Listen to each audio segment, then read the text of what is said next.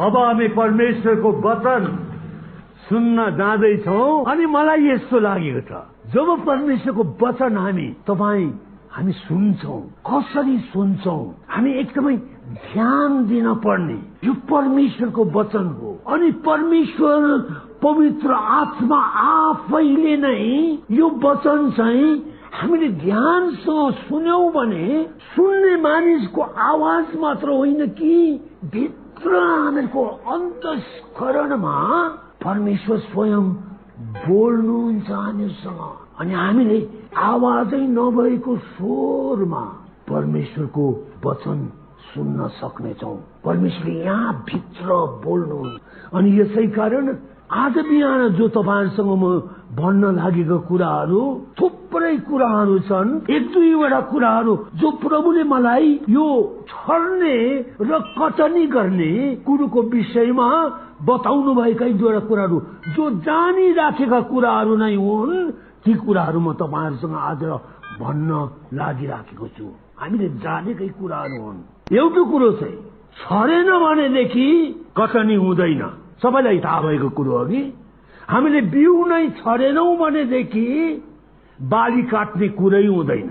बाली काट्नु हो भनेदेखि बिउ छर्न पर्छ। बाइबलको एउटा पद म त्यस विषयमा पढिदिउँ तपाईहरुलाई। यो हितोपदेश 20:4 मा लेखेको रहेछ, जाडोमा नजोत्ने अल्छेले फसलको समयमा भीख माग्दै हिँड्नु पर्छ र पनि केही पाउँदैन। त्यो जाडोको समयमा बिउ छर्ने समयमा अल्छी गरेर सुतिरहने मान्छे पछिबाट कटनी काट्ने समयमा फसलको बेलामा उसित केही पनि हुँदैन अरे। अरूले त फसल बटुलेर ल्याउँछन्, धनसारमा थुपार्छन्, भकारीमा थुपार्छन्, उसित त केही पनि हुँदैन। अनि त्यो भन्दा पनि अझ दुःखको कुरो चाहिँ यहाँ त के भन्छ भने भीख माग्दै हिँड्नु पर्छ र पनि केही पाउँदैन। भीख माग्दै हिँड्न पर्छ त्यसले र पनि केही पाउँदैन। किन भन्दाखेरि उसले छर्ने काम गर्दै गरेन। यसकारण कटनी केही पनि छैन। धेरै क्रिस्चियनहरूको जीवन त्यस्तो छ। तपाईको जीवनमा आशिष नै छैन। अनि किन आशिष छैन भन्दाखेरि छर्ने काम गर्नु नै भएको छैन, कटनीको त कुरै छैन, बाली काट्ने काम कसरी हुने। अर्को चाहिँ फेरि दोस्रो कुरिन्ती 9:10 मा लेखेको रहेछ, थोरै छर्नेले थोरै कटनी गर्दछ, धेरै छर्नेले धेरै कटनी गर्दछ। भनाइको अर्थ चाहिँ एक मुट्ठी छर्ने मान्छेले त्यो छरेको बिउबाट सायद उसले हुन्छ कति पाठी अन्न बटुल्न सक्ला, तर एक पाठी छर्नेले वा त एक मुरी नै छर्नेले कति धेरै उसले बटुल्न सक्दछ। जुन नापले हामीहरू दिन्छौं त्यही नापले हामीहरूलाई फिर्ता दिइन्छ भनेर लुकाको 6औं अध्यायको 38 मा लेखिएको छ। जुन नापले तिमीहरू दिन्छौ त्यही नापमा तिमीहरूले पनि फिर्ता पाउनेछौ। जति हामी दिन्छौ नि प्रियहरू हो, त्यही हिसाबले परमेश्वरले हामीलाई पनि दिनुहुन्छ। एक मुठी अन्न छर्नेले जति उसले पाउँछ, एक पाठी छर्नेले त्यो भन्दा कति गुना बढी पाउँछ। किन भन्दाखेरि जुन नापले उसले छर्यो नि त्यस नापले नै उसले पाउँछ। अर्को चाहिँ मानिसले जे रोप्दछ त्यसैको कटनी पनि गर्नेछ। यो गलाती 6औं अध्यायको 7 पदमा मानिसले जे रोप्छ त्यसैको कटनी पनि गर्नेछ। कति मानिसहरू शरीरका लागि मात्रै रोप्छन्। जति पैसा आउँछ, रुपैयाँ पैसा आएको लुगा फाटा घर गहनाहरू वा त खाना पिउन मोज मजाका कुराहरूमा नै खर्च गर्छन् उनीहरूले, शरीरका कुराहरूमा नै। अनि त्यसको कटनी चाहिँ विनाश हुन्छ। अन्त्यमा गएर उसले केही पनि पाउँदैन। एकछिनको मजा पाउँछ होला, पछि त्यो गइहाल्छ। तर जसले परमेश्वरको कामको लागि गर्दछ परमेश्वरले उसलाई त्यस हिसाबले आशीर्वाद दिनुहुन्छ। तपाईको जीवन नि तपाईले कस्ता खालका कुराहरुमा लाग्दै हुनुहुन्छ, तपाईको समय, तपाईको सम्पत्ति, तपाईको शक्ति कस्ता खालका कुराहरुमा रोप्दै हुनुहुन्छ त? संसारकै लागि हो भनेपछि एक दिन हो तपाईले धेरै धन सम्पत्ति जम्मा गर्न सक्नु होला, घर बनाउनु होला, गाडी किन्नु होला, थुप्रै कुराहरु। एक दिन मर्ने समय आउँछ, सबै कुरो छोडेर जानुपर्छ। आमाको गर्भबाट नाङ्गै आउनुभयो, नाङ्गै फर्की जानुपर्छ। तपाईले वास्तवमा केही पनि पाउनु भएन। यसकारण हामीले चाहिँ मानिसले जे रोप्दछ त्यसैको कटनी पनि गर्दछ। अर्को कुरो चाहिँ मानिसले थोरै रोप्दछ अनि धेरै पाउँदछ। त्यो एउटा अर्को प्रकृतिको एउटा छब्बको नियम हो कि थोरै रोप्दछ धेरै बटुल्छ। यो परमेश्वरको राज्यका एउटा नियमहरू छन्। प्रभुको कामको निम्ति अलिअलि मात्र दिने मान्छे त्यसको जीवनमा जहिले पनि त्यसले धेरै पाउन सक्छ। जति दिन्छ त्यही हिसाबले नै परमेश्वरले त्यसलाई पनि दिनुहुन्छ। एकपल्ट पत्रुसले प्रभुलाई यो प्रश्न सोधेको थियो। यो मर्कुसको 10 अध्याय 28, 29, 30 मा पढ्यौं है। पत्रुसले उहाँलाई भन्न लागे, हेर्नुहोस् हामीहरूले सबै छोड्यौं र तपाईको पछि लागेका छौं। पत्रुसको भनाइ चाहिँ के भनेदेखि, प्रभु हेर्नुहोस् हामीले त तपाईको लागि त सबै कुरो छोड्यौं, घरबार छोड्यौं, आफ्ना जालहरू छोड्यौं, डुङ्गा छोड्यौं, सबै काम व्यवसायहरू छोड्यौं, तपाईको पछि लागेका छौं। हामीले त सबै छोड्यौं, आफ्ना आमा बाहरू छोड्यौं, आफ्ना साथी संगीहरू छोड्यौं, तपाईको पछि लागेका छौं। हामी चाहिँ के पाउने? पत्रुसको भनाइ चाहिँ त्यो भन्न त यहाँ त्यसरी त सोधेन, तर पत्रुसको भनाइ चाहिँ त्यही नै थियो। 29-30 पदमा येशूले भन्नुभयो, म तिमीहरूलाई साँच्चै भन्दछु, जसले मेरो खातिर र सुसमाचारको खातिर घर कि दाजुभाइ कि दिदी बहिनी कि आमा कि बाबु कि बाल बच्चाहरू कि जग्गा जमिन छोड्छ, 30 पदमा त्यसले खेदोको साथ साथ 100 गुना बढ्ता घरहरू, दाजुभाइहरू, दिदी बहिनीहरू, आमाहरू, बालकहरू र जग्गा जमिन अहिले यही समयमा पाउनेछ र आउँदो जगतमा अनन्त जीवन। पत्रुसको भनाइ चाहिँ थियो, प्रभु हामीले त तपाईको लागि यो पनि छोड्यौं, यो पनि छोड्यौं, यो पनि छोड्यौं, यो पनि छोड्यौं तपाईको लागि, अनि हामीले चाहिँ के पाउने? अनि प्रभुले के भन्नुहुन्छ, पत्रुस जो तिमीले छोड्यौ, मेरो निम्ति तिमीले छोड्यौ, त्याग अपनायौ, त्याग गर्यौ, 100 गुना बढी तिनै कुराहरू 100 गुना बढ्छ। घरहरू, दाजुभाइहरू, दिदी बहिनीहरू, आमाहरू, बालकहरू, जग्गा जमिन अहिले यही समयमा, यही जीवनमा पाउनेछौ, अनि आउँदो जगतमा अनन्त जीवन 100 गुना बढी। प्रियहरू, परमेश्वरको कामको निम्ति हामीले दिएका कुराहरू परमेश्वरले लिएर हामीलाई गरिब बनाउनु हुन्न। परमेश्वरले जुन नापले हामीहरू दिन्छौं त्यही नापले परमेश्वरले हामीलाई आशीष दिनुहुन्छ। यसै कारण हो हामीले कन्जुसी गर्नुहुन्न परमेश्वरलाई दिने कुरोमा। तर 10 पदमा भन्दछ, जम्मै 10औं अंश भण्डारमा ल्याऊ। जम्मै 10औं अंश, थोरै हिस्सा मात्र होइन। 10औं अंश भनेको चाहिँ 10औं अंश, कुनै कुरोको 10 वटा भाग गरेर 1 भाग चाहिँ 10औं अंश हो। यो चाहिँ परमेश्वरको भाग हो। जम्मै 10औं अंश भण्डारमा ल्याऊ र मेरो घरमा भोजन रहोस्। यसरी मलाई जाँचेर हेर कि म स्वर्गका झ्यालहरू उघारेर अटाउने ठाउँ पनि नहुने सम्मका आशिष तिमीहरूमाथि वर्षाउँछु कि वर्षाउँदिन। जम्मै 10औं अंश। ओ परमेश्वर बाबु, यो महिना त पुगेन मेरो। होइन प्रियहरू, हो पुग्यो कि पुगेन त्यो कुरो त पछिको कुरो, सबैभन्दा पहिले कुरो जब तपाईले पैसा पाउनुहुन्छ, प्रभुले भन्नुहुन्छ, धन्यवाद परमेश्वर बाबु, तपाईको अनुग्रहले यो मैले पाएँ। यो 10औं अंश चाहिँ तपाईको छुटाउने काम। यताउता तिरो भारो गरेर, यताउता ऋण तिरेर, त्यो गरेर जुठो ल्याउने कुरो होइन कि चोखो चाहिँ सबभन्दा चोखो भाग, पहिलो भाग परमेश्वरको छुटाउने काम जम्मै भन्दछ है। यसकारण दशौं अंश चाहिँ यो पालि चाहिँ अलि पुगेन, यसकारण यो सधैँ मैले 500 रुपियाँ दिन्थेँ भन्दा यो पालि चाहिँ 400 मात्र दिन्छु। त्यो दशौं अंश भएन। तपाईँको हिसाब गर्न भुल भयो, तपाईँ फेल हुनुभयो। प्रमोसन पाउँदैन त्यस्ताहरूले। धेरैजना प्रभुका बालक बालिकाहरू एउटै क्लासमा कति वर्षदेखि बसिराखेका छन्, 4 क्लासमा बसेकै छ, प्रमोसन हिसाब गर्नै जान्दैनन्। यो पालि चाहिँ दशौं अंश 500 दियो, अर्को पालि चाहिँ 300 मात्रै दिन्छ, अनि उनीहरू पुग्दैन त कहाँ दशौं अंश भने 500 भने त 500 नै हो नि, 300 त होइन नि। यसकारण प्रमोसन हुँदैन है।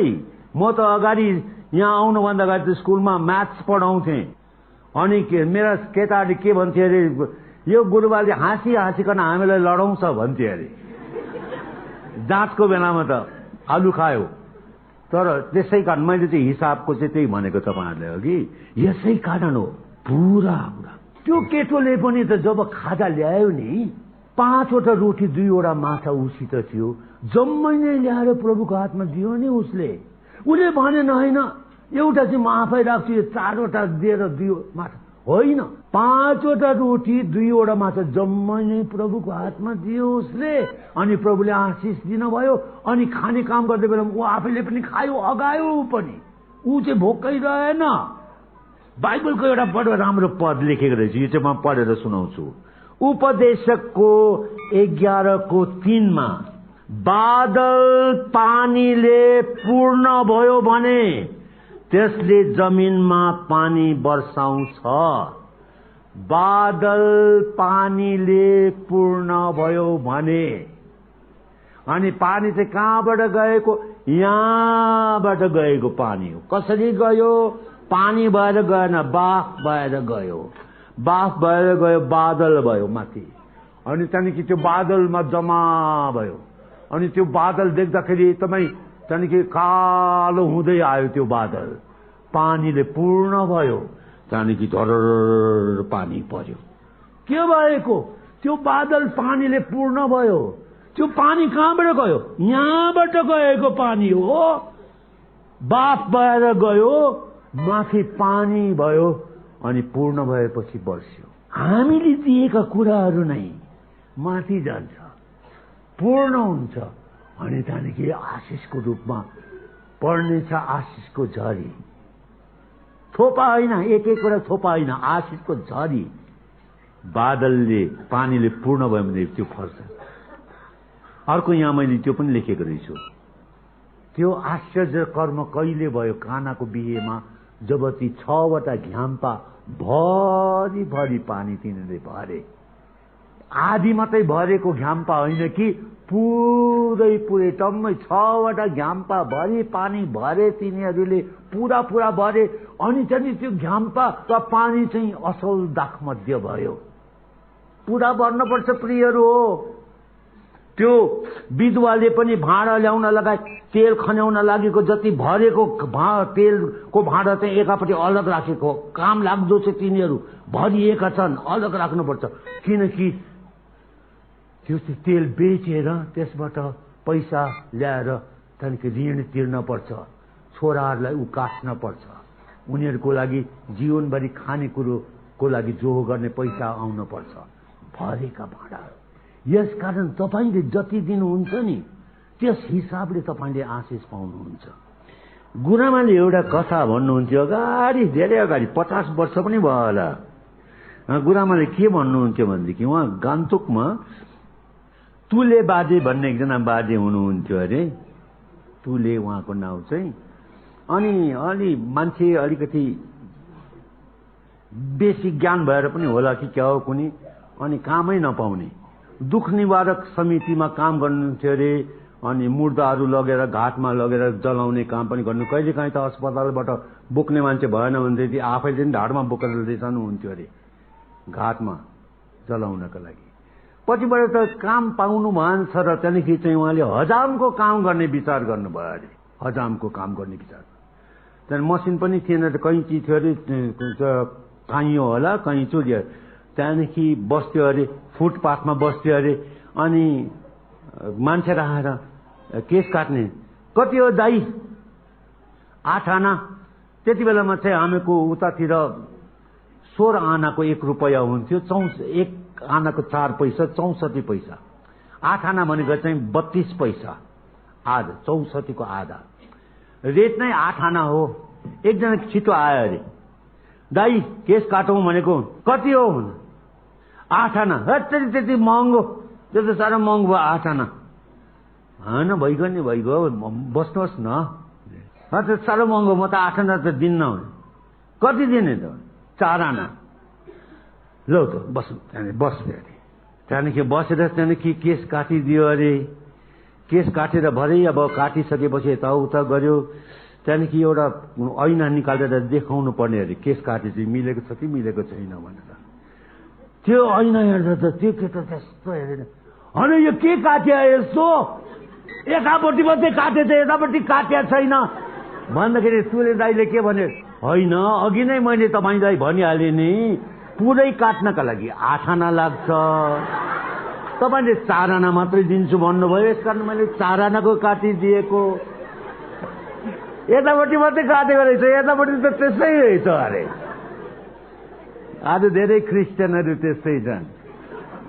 8 आना दिनु पर्नेमा उनीहरू 4 आना दिएर भइहाल्छ।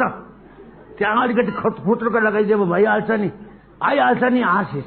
आउँदैन प्रियहरू, त्यसरी आउँदैन। जति तपाईँ दिनुहुन्छ नि, जुन नापले तपाईँले दिनुहुन्छ त्यही नापले तपाईँले फिर्ता हुन्छ।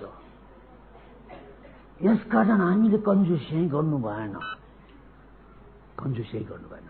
अब एउटा कुरा हेर्नुहोस् है, यो छर्ने र रोप्ने कुरोको विषयमा हामी के पढ्छौँ भने, हाम्रो परमेश्वर बाबु चाहिँ एकजना किसान हुनुहुन्छ। यूहन्नाको 15 अध्यायको 1 पदमा, यूहन्ना 15 को 1 मा प्रभुले भन्नुभयो, साँचो दाखको बोट म हुँ, मेरो पिता चाहिँ किसान हुनुहुन्छ। हाम्रो परमेश्वर पिता चाहिँ किसान हुनुहुन्छ।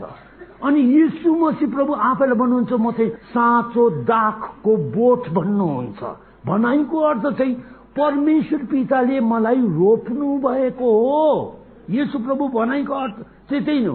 म चाहिँ साँचो दाखको बोट भने, मेरो पिता किसान भने मेरो पिताले मलाई रोप्नु भएको हो। हाम्रो परमेश्वर बाबुलाई चाहिँ छर्ने, रोप्ने र कटानी गर्ने कुरोको राम्रो ज्ञान भएको। अब हेर्नुहोस् है, अनि उत्पत्तिको 1 अध्यायको 11 पदमा हामी पढ्छौं, परमेश्वरले भन्नुभयो भूमिले वनस्पति, बिउ हुने बोटहरू र आफ्ना आफ्नै किसिमका बिउ हुने फल वृक्षहरू पृथ्वीमा उमारोस्। तब त्यस्तै भइहाल्यो। किन होला परमेश्वरले बिउ हुने बोटहरू र आफ्ना आफ्नै किसिमका बिउ हुने फल वृक्षहरू भनेर किन बिउ हुने? किन बिउ हुने? या चाहिँ तपाईलाई किनकि त्यो बिउ चाहिँ रोपेपछि त्यो बिउबाट चाहिँ उम्रेर आउँछ, टुसा पलाउँछ, उम्रेर आउँछ, अनि पौधा निस्कन्छ त्यहाँबाट, अनि त्यस प्रकारले अनि रुख हुन्छ, अनि रुखले फेरि फल दिन्छ, अनि त्यो फल भित्र पनि बिउ नै हुन्छ। अनि त्यो बिउ चाहिँ रोप्नु पर्छ, बिउ चाहिँ छर्नु पर्छ। अब परमेश्वरले यो गर्नुभयो।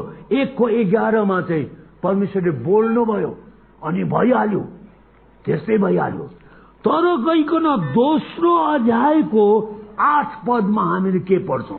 दोस्रो अध्यायको 8 पदमा अनि परमेश्वरले पूर्वतिर अदनमा एउटा बगैँचा लगाउनु भयो।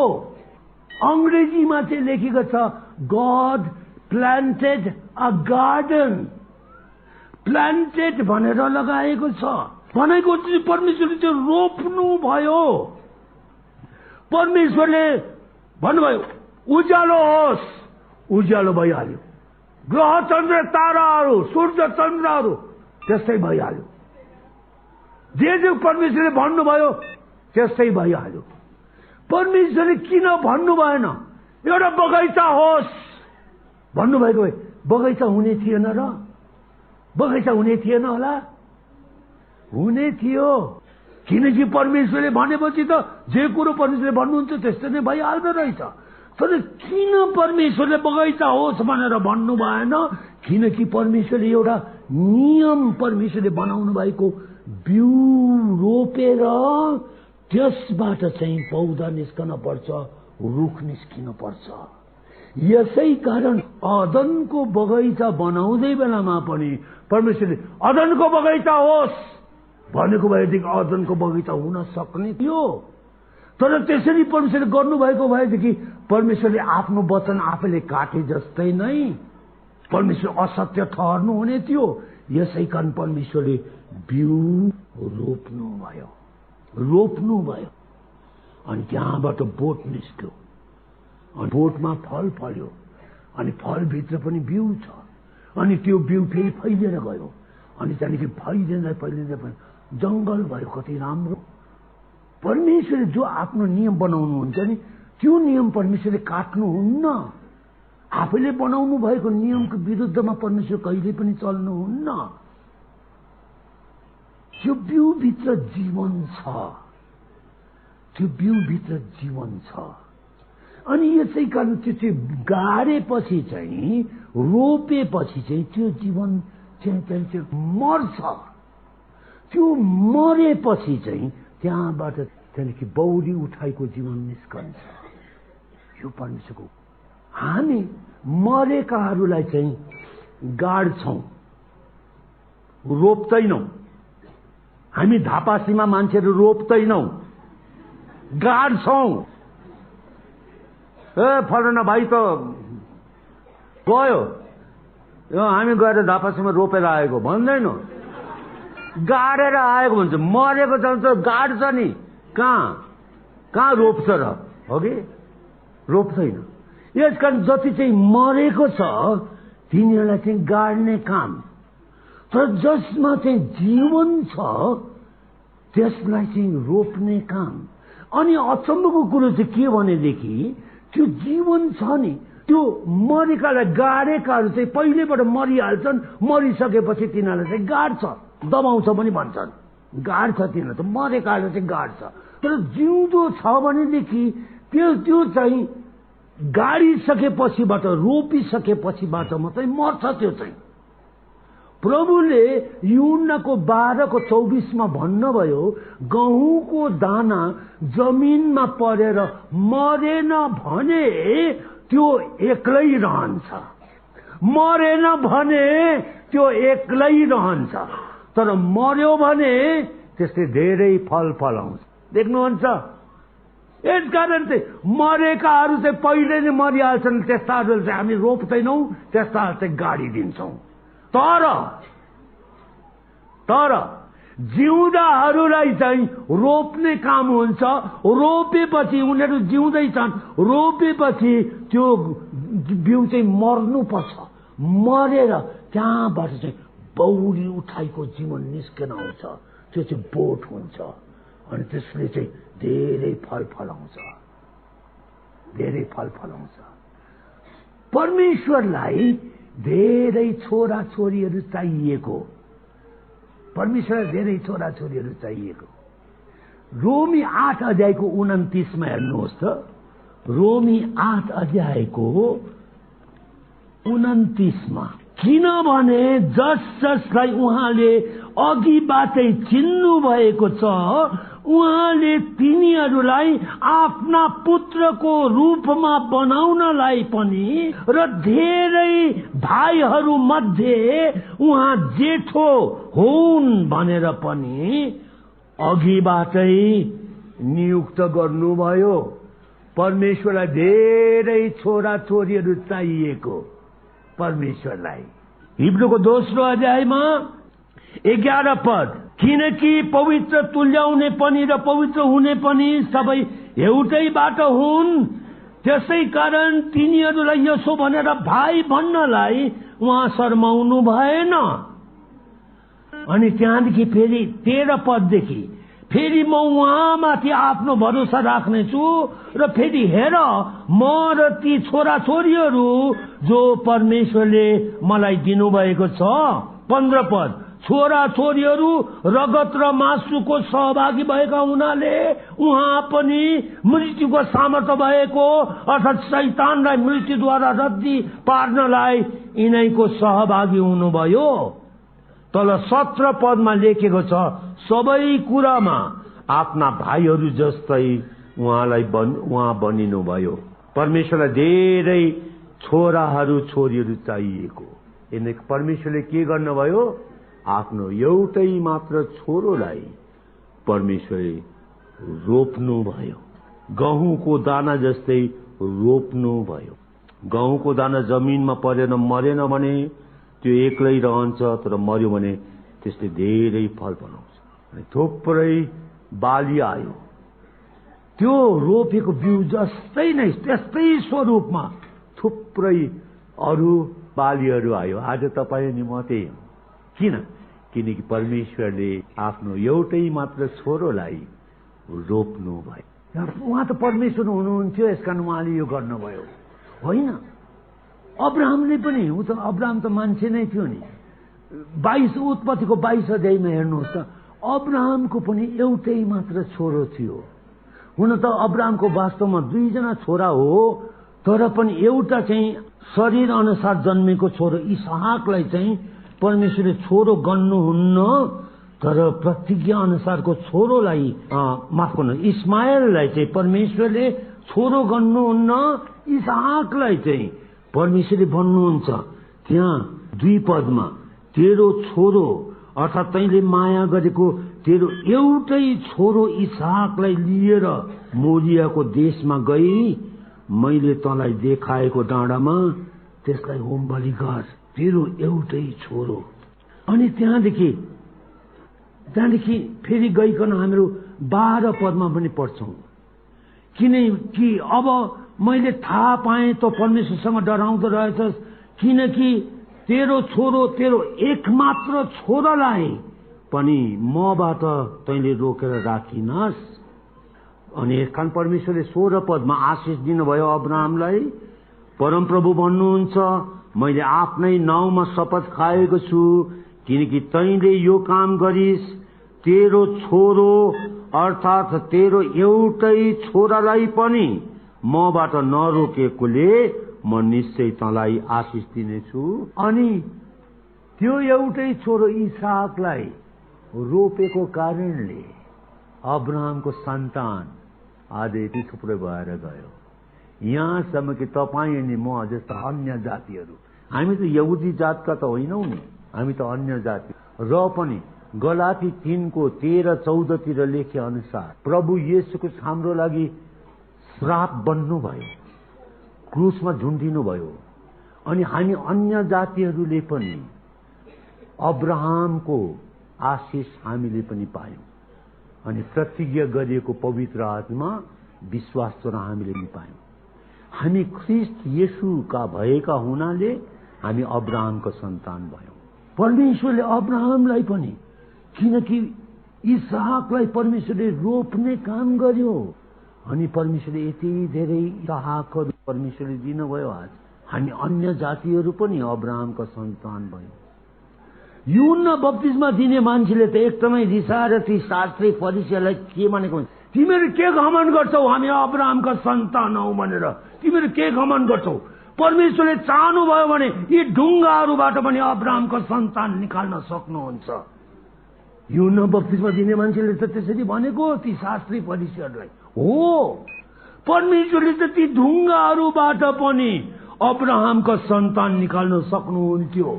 परमेश्वर पितासँग त्यो शक्ति छ, त्यो सामर्थ्य, उहाँ त सर्वशक्तिमान हुनुहुन्छ। त्यो ढुङ्गाबाट परमेश्वरले भन्नु मात्र हुन्छ, अब्राहमको सन्तान, फुट्टै जब एकजना आयो यताबाट पनि अब्राहमको सन्तान, त्यहाँदेखि त कति थुप्रो सन्तान परमेश्वरले बनाउन सक्नुहुन्थ्यो। यूहन्नाको भनाइ चाहिँ त्यो। तर परमेश्वरले कहिल्यै पनि त्यस प्रकारले आफ्नो कुरो परमेश्वरले बदल्नुहुन्न। अब्राहमको सन्तान हुनु हो भनेदेखि इसहाकलाई चाहिँ रोप्ने काम गर्न पर्छ। अनि इसाक मरेपछि त्यस्तै खालको धेरै अरू इसाकहरू आउनेछन्। प्रियहरू, समर्पण समर्पण समर्पण भन्छौँ नि हामीहरू, यही नै हो समर्पण। तपाईँ अनि म मर्नको लागि तयार छौं के? किन होला उजाड स्थानमा त्यति लाखौं इजरायलीहरूलाई परमेश्वरले गाड्नुभयो, परमेश्वरले गाड्नुभयो तिनीहरूलाई, अनि बाँकीहरूलाई मात्रै परमेश्वरले यर्दन पारी प्रतिज्ञाको मुलुकमा लगेर रोप्नुभयो। उजाड स्थानमा चाहिँ ती इजरायलीहरू गाडिए, हजारौं लखौंको संख्यामा ती इजरायलीहरू गाडिए उजाड स्थानमा चाहिँ। तर परमेश्वरले प्रतिज्ञाको मुलुकमा पारी यर्दन पारी लगेर चाहिँ परमेश्वरले रोप्नुभयो, गाड्नु भएन, परमेश्वरले रोप्नु। अनि रोपेका बिउहरूबाट चाहिँ बौरी उठाइको जीवन भित्रबाट फुटेर निस्केको ख्रिस्ट येशूको जीवन पाएका, आशिष पाएका परमेश्वरका सन्तानहरू त्यहाँ आए। उजाड स्थानमा परमेश्वरले किन बिउ छर्नु भएन? किनकि बालुवा मात्रै छ। उजाड स्थानमा कुन यस्तो मूर्ख मान्छे होला जसले उजाड स्थानमा केही कुरो रोप्छ? उजाड स्थानमा त रोप्दैन, किनकि बालुवा मात्रै छ। त्यो रोपे भने पनि, असल बिउ नै रोपे भने पनि त्यहाँबाट केही पनि हुँदैन, किनकि बालुवा मात्रै छ। त्यहाँ चाहिँ मरेकाहरू गाड्ने ठाउँ मात्रै हो त्यो उजाड स्थान चाहिँ। तर रोप्ने ठाउँ चाहिँ दूध र मह बग्ने देशमा, त्यहाँ चाहिँ रोप्ने ठाउँ हो। अनि परमेश्वरले तपाईँ र मलाई चाहिँ उजाड स्थानमा गाड्नु भएन भाइ बहिनीहरू हो। हामीलाई यर्दन पारी दूध र मह बग्ने देशमा परमेश्वरले लगेर रोप्नु भएको छ। किन रोप्नु भएको? किनकि परमेश्वरले हामीहरूबाट, हामीहरू जस्तै प्रभु येशूमा विश्वास गर्ने, उद्धार पाएका, मुक्ति पाएका परमेश्वरका अरू सन्तानहरूलाई परमेश्वरले ल्याउन चाहनुहुन्छ। देख्नुहुन्छ, हामी त गाडिएकाहरू होइनौं, हामी त रोपिएकाहरू हौं। त्यो एक तोडा पाउने मात्रै त्यो दासले खाल्डो खन्यो, अनि खाल्डो खनेर त्यहाँदेखि त्यो सुनको पाता त्यहाँ भित्र लगाएर छोपेर राख्यो। त्यो चाहिँ त्यसले गाडेको, रोपेको होइन। किनकि सुनको पाता त्यस प्रकारले, त्यसमा त जीवन नै छैन, त्यस प्रकारले गाडेर त्यसबाट केही पनि आउँदैन। त्यो चाहिँ गाडेको हो, रोपेको होइन। अनि आज धेरैले प्रभुबाट पाएका गुणहरू, प्रभुबाट पाएका असल वरदानहरू जमिनभित्र गाडेर राखेका छन्। चोरले चोरेर लैजान्छ भन्ने डरले, हराउँछ भन्ने डरले गाडेर राखेका। प्रियहरू हो, गाड्ने कुरो त मरेका कुराहरूलाई गाडिन्छ, जिउँदा कुराहरूलाई कसैले पनि गर्दैन। थुप्रै कुराहरू मैले भन्न पर्ने कुरा चाहिँ नै। यसै कारण म खालि एउटा कुरा भनेर शेष गर्छु। तपाईले प्रभुको कामको लागि जो दिनुहुन्छ त्यसमा प्रभुले आशिष दिनुहुन्छ, बढाउनुहुन्छ। यदि तपाईले प्रभुको कामको लागि आफ्नो समय, आफ्नो शक्ति, आफ्नो सम्पत्ति, आफ्नो कुनै पनि कुरो यता इमानदारीसँग प्रभुको कामको लागि छुटाउनुहुन्छ भने, थोरै मात्र ल्याउनुहुन्छ, तपाईले प्रभुले आशिष दिनुहुन्छ नि धेरै बनाउनुहुन्छ। धेरैजनाको जीवनमा आशिष नै छैन आज। किन छैन या चाहिँ तपाईलाई? किनभने कि तपाईले प्रभुको कामको लागि केही पनि छुट्याउनुहुन्न। त्यो समय पनि तपाईँ आफ्नै लागि खर्च गर्नुहुन्छ, त्यो पैसा सम्पत्ति पनि आफ्नै लागि खर्च गर्नुहुन्छ, तपाईको शक्ति पनि आफ्नै लागि खर्च गर्नुहुन्छ, तपाईको सुविधा पनि आफ्नै लागि खर्च गर्नुहुन्छ। प्रभुको लागि केही पनि छैन। अनि आशिष दिने बेलामा प्रभु आशिष दिनुहोस्, प्रभु आशिष दिनुहोस् भन्नुहुन्छ।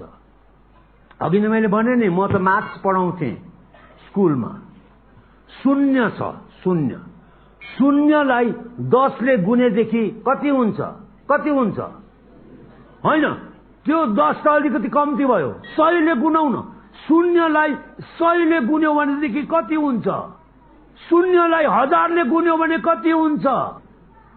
शून्यलाई लाखले गुन्यो भने शून्य नै हुन्छ।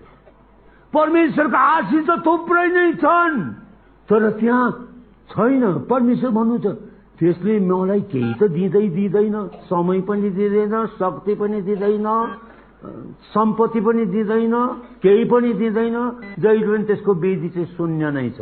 आशिष त मैले नपठाएको होइन। प्रभु आशिष दिनुहोस्, प्रभु आशिष दिनुहोस्। प्रभु भन्नुहुन्छ हो कति आशिष चाहियो दिन्छु म।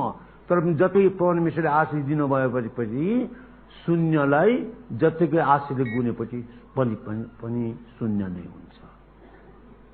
आज हामीले यो कुरो बुझेर जुन नापले हामीहरू छर्छौँ नि त्यही नापले हामीहरू पाउँछौँ। पैसा दिने कुरोको सम्बन्धमा त म प्रभुलाई धन्यवाद चाहन्छु, तपाईँहरूले एकदमै दिइराख्नु भएको छ। तर दिनुपर्ने कुरो चाहिँ पैसा मात्र होइन है। दिनुपर्ने कुरो चाहिँ हाम्रो शक्ति, हाम्रो समय, हाम्रो सम्पत्ति मात्र होइन, हाम्रो सर्वस्व, सबै कुरो हामीले प्रभुलाई दियौँ भनेदेखि हामीले रोपेको कुराले चाहिँ धेरै आशिष आउँछ, धेरै फल फलाउँछ। गाड्नेहरू होइनौँ हामीहरू रोप्नेहरू हौँ। हामीले चढाएका यी सबै प्रार्थनाहरू तपाईँले सुन्नु भएको छ प्यारे पिता परमेश्वर, अनि हामीको यो समर्पण तपाईँले ग्रहण गर्नुहोस् अनि हामीलाई आशिष दिनुहोस्। प्रभु येशू ख्रीष्टको नाममा